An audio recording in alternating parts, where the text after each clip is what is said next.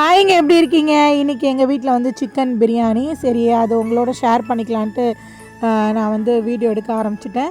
So oil தேவைக்கான அளவு oil விட்டுக்கிட்டேன், நெய்யும் ஊற்றிட்டேன். நெய் வந்து குட் ஃபேட் தான், நீங்கள் நிறையா கூட யூஸ் பண்ணலாம், ஒன்றும் பிரச்சனை இல்லை.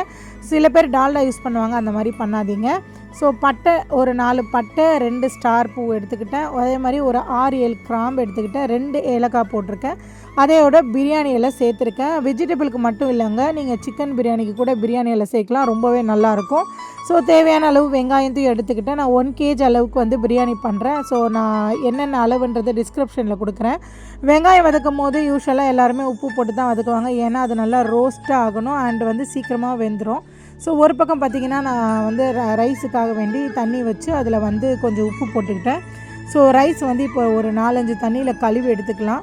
அதே மாதிரி 2-3 வாட்டி கழுவி நீங்கள் வச்சுட்டு அதுக்கு பிறகு வந்து நீங்கள் தண்ணியை வடிச்சிட்டு நீங்கள் ரைஸை கொட்டிக்கலாம். ஏன்னா ரொம்ப அழுக்காக இருக்கும், சில பேர் ஒரு வாட்டிக்கு தான் கழுவுவாங்க.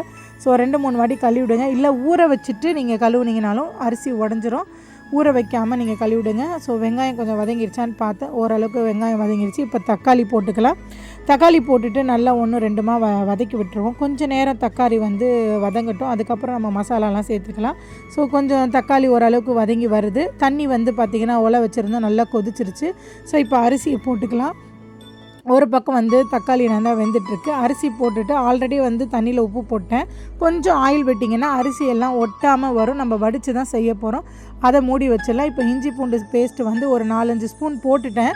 ஸோ நான் வீடியோ எடுக்கலை, அதனால் மறுபடியும் ஒரு 2 ஸ்பூன் நான் போடுறதை உங்களுக்கு காட்டுறேன். மொத்தம் வந்து ஒரு 7 ஸ்பூன் வரைக்கும் நான் போட்டிருக்கேன், டேபிள் ஸ்பூன் அளவுக்கு போட்டு நல்லா வதக்கிக்கோங்க. கொஞ்சம் மஞ்சத்தூள், தேவைக்கேற்ற காரத்துக்கு ஏற்ற மாதிரி மிளகாய்த்தூள் போட்டுக்கலாம். பச்சை மிளகா கொஞ்சம் சேர்த்துக்கலாம்.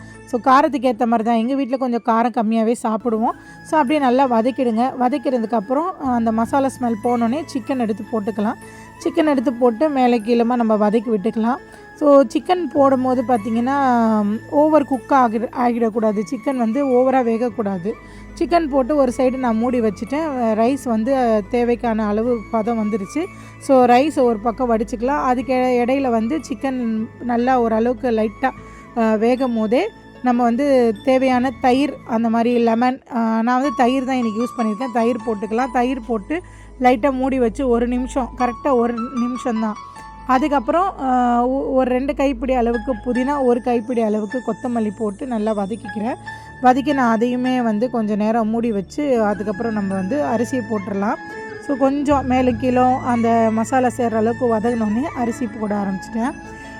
நீங்கள் வந்து சிக்கன் நல்லா வெந்ததுக்கப்புறம் அரிசி போட்டிங்கன்னா சிக்கன் உடஞ்சிரும்.